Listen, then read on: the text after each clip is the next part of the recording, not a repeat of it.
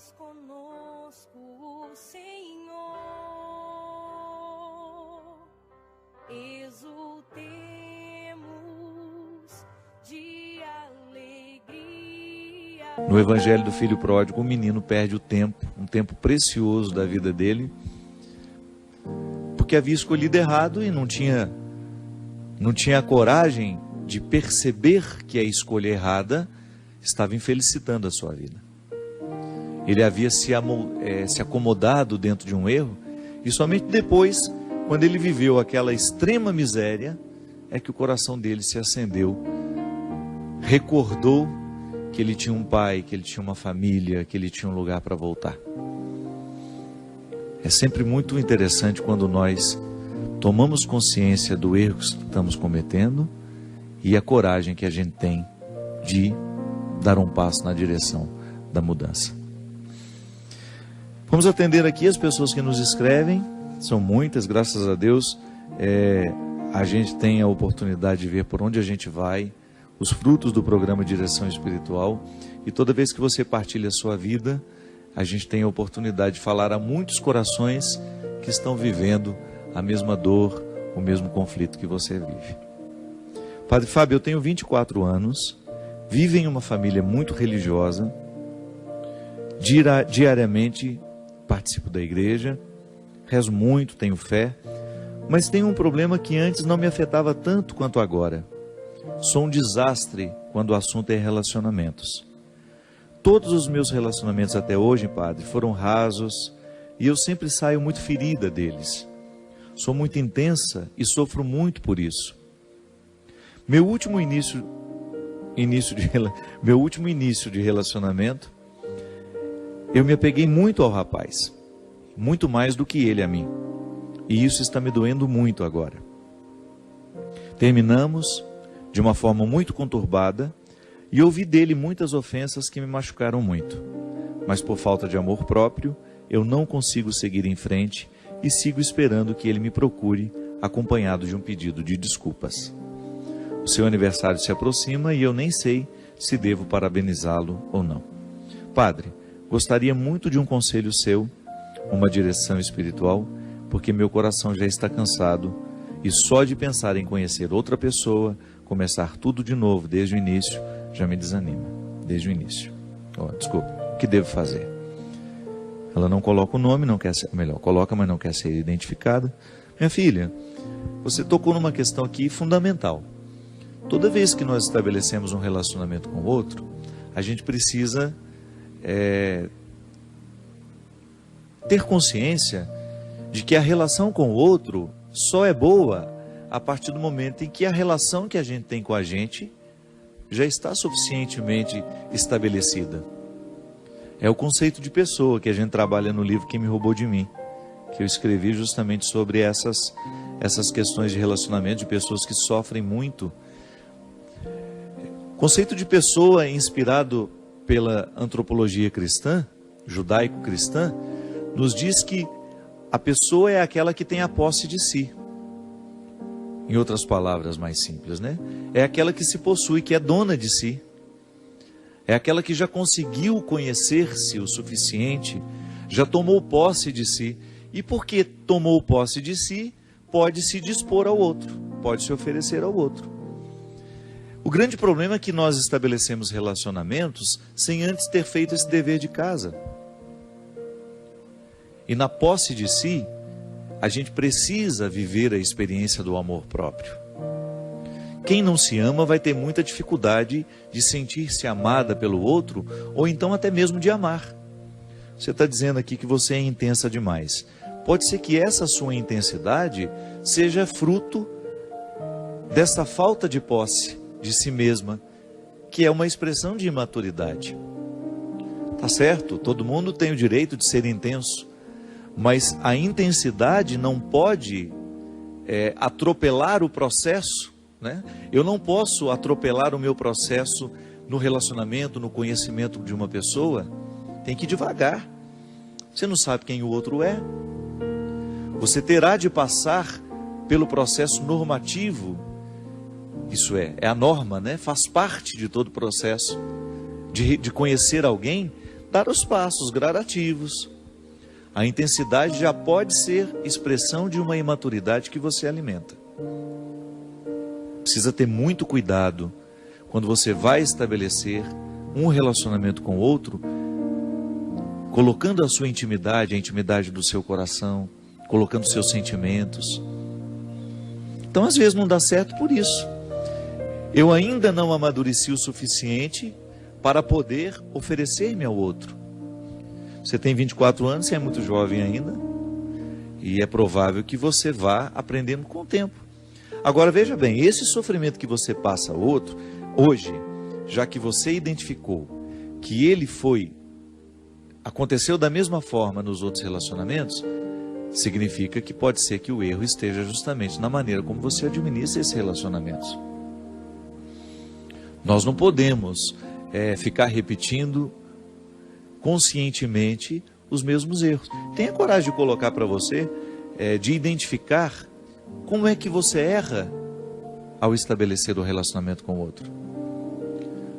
Onde é que você peca, poderíamos dizer, né? Não no sentido de pecado que precisa ser confessado ao padre, não. Mas aquele pecado que você peca contra você mesmo. Você abre mão demais do seu mundo para ter o outro na sua vida? Que às vezes é assim. O namoro começa e você imediatamente abre mão do seu mundo porque você quer agradar o outro. Você abre mão das realidades que você tem, daquelas que já faziam parte de você.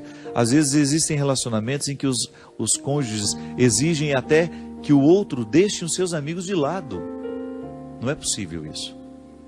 Não há possibilidade de você estabelecer um relacionamento em que você tenha que abrir mão da sua vida para que aquilo dê certo. Ah, padre, mas o amor não é renúncia? Sim, mas espera o amor concretizar-se, espera você saber que de fato você ama e é amado, para começar a dar passos na direção dessas renúncias. Precisa namorar sem muitas pretensões no primeiro momento. Precisa namorar com mais leveza. Não abra totalmente o seu coração para alguém que acabou de chegar. Você não sabe se isso vai valer a pena. Não quebre a sua intimidade só para ter a garantia de que o outro vai ficar. Não. O amor, ele dá é muito mais fácil você encontrar um relacionamento em que você se sinta amada quando você não espera tanto por ele, quando você não cria tantas expectativas, né? Olha, você já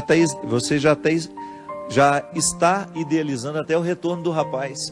Você já está esperando que ele chegue com uma mala de desculpas, né? Para poder recomeçar com você. Isso aqui já é expectativa que você não tem o direito de alimentar. E outra, namoro. O namoro, ele é um ensaio do casamento. Quando você namora, você fica vendo aquilo que pode dar certo e aquilo que não, e aquilo que tem tudo para dar errado. Por isso que ele precisa ter a liberdade de terminar, né? Mas é isso aí, minha filha, faça um investimento em você. Leia esse livro aqui, eu acho que vai te ajudar. Se você não tiver tido a oportunidade de conhecer esse livro, Quem Me Roubou de Mim, é uma leitura que eu acho que pode ser positiva para todo mundo que passa a dificuldade de amar demais ou de amar de menos e de não ser capaz de estabelecer vínculos duradouros. Aliás, essa é uma característica dos nossos dias, né? É impressionante como os vínculos são cada vez mais transitórios. Nós temos dificuldade de fazer com que um relacionamento quebre aquela primeira barreira da superficialidade, que ele fique fecundo. E não é só namoro, não. Até um relacionamento de amizade passa por esse risco. Como é difícil a gente alimentar uma amizade profunda. Por quê? Primeiro porque os ambientes que a gente frequenta nem sempre nos proporcionam uma conversa que nos faz ficar amigos. É sempre tudo muito conturbado, sempre todo mundo muito distraído com os celulares e cada um estabelecendo conversas paralelas. Você está conversando com uma pessoa, ela está ali digitando coisas no celular dela e prestando atenção em você ao mesmo tempo. Então nós somos muito superficiais, estamos vivendo de maneira muito superficiais. É natural que os nossos relacionamentos também entrem pela mesma perspectiva, né? Não é possível a gente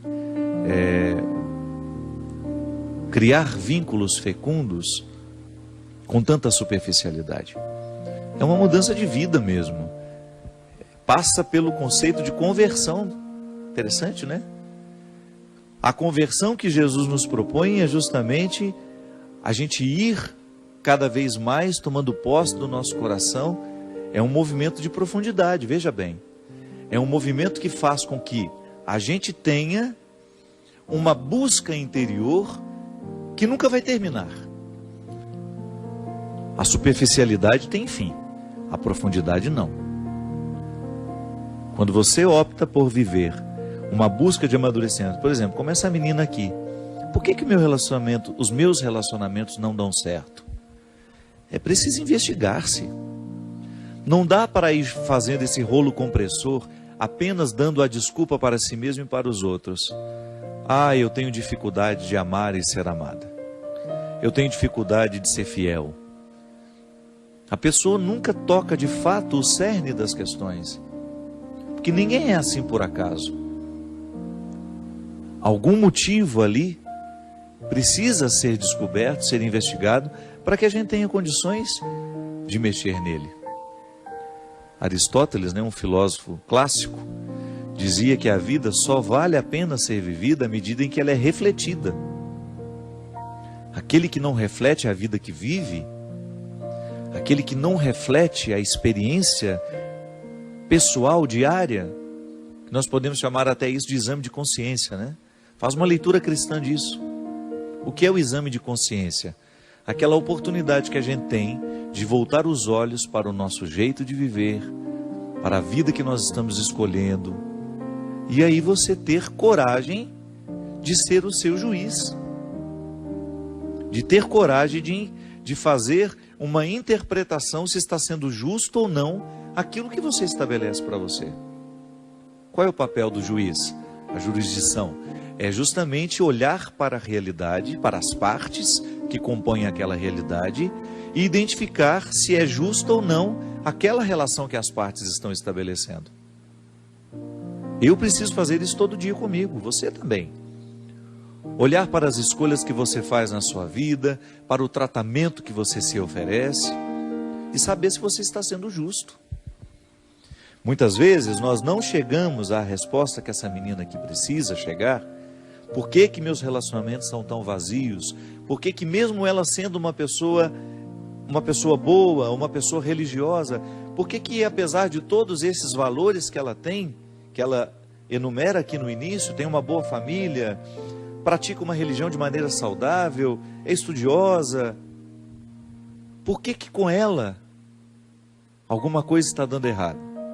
Talvez falte estabelecer esse juízo, investigar-se com mais propriedade. E quando o assunto é relacionamento, gente, a primeira coisa que nós precisamos colocar no tribunal é o tanto que a gente se ama. Não podemos negligenciar o amor que a gente se oferece. Que boicote é esse? É um auto-boicote, né? A pessoa se boicota o tempo todo.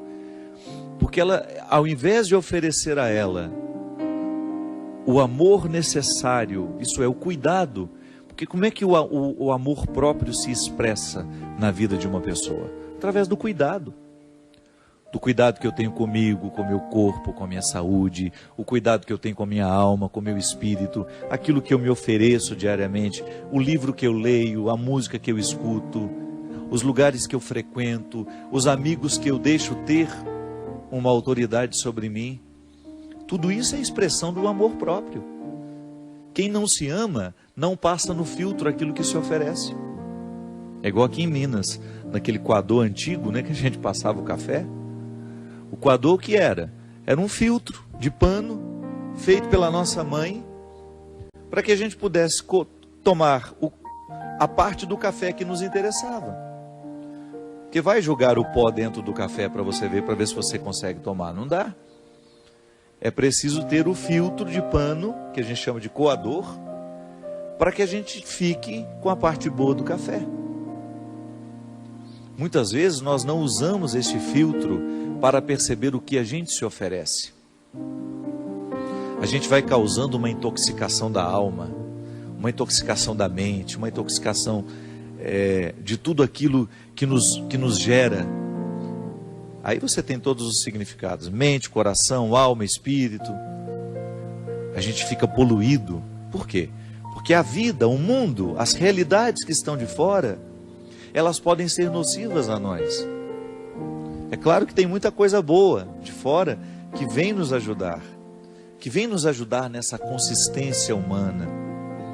Agora, se a gente não passa pelo filtro essas realidades, pode ser que a gente esteja tomando um café envenenado. Pode ser que a gente esteja provocando uma intoxicação dentro de nós, porque a gente não teve coragem de identificar, de colocar ali um filtro que nos ajudasse a ficar mais puros. O amor próprio é esse ponto de partida para que todo relacionamento seja saudável. Quem não se ama, quem não se cuida, quem não faz o dever de casa diário, de jogar amor dentro do coração, e essa é a ação de Deus, é justamente o que Deus faz no coração daquele filho que volta para pedir perdão ao pai. Ele precisou voltar a se amar. Ele precisou identificar que comer a lavagem dos porcos não era para ele. Engraçado, né? Você vê naquele rapaz a identidade que não havia sido totalmente perdida, que é quando ele lembra que ele tem pai. Isso é amor próprio. É o amor próprio que move o coração daquele rapaz ao identificar que aquela miséria, que aquele alimento imundo não era para ele. Minha gente, quantos de nós ficamos nos alimentando de sentimentos estragados que podem ser comparados à lavagem dos porcos? Quantas vezes eu encontro pessoas bonitas, nutridas, com relacionamentos precários, tóxicos, viciantes, aquele pseudo-amor, né? Aquele falso amor, que pode ser comparado a uma lavagem de porco, aquele namoro que não é outra coisa senão um chiqueiro, não há nada de puro naquilo, a pessoa se maltrata o tempo todo só para ter a companhia do leitão, né? Não, pelo amor de Deus, você merece muito mais.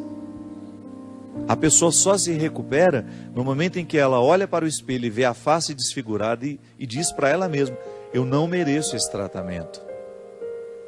Isso corrigiria tantas coisas dentro dos namoros, dentro das relações de casamento, porque também no casamento acontece isso.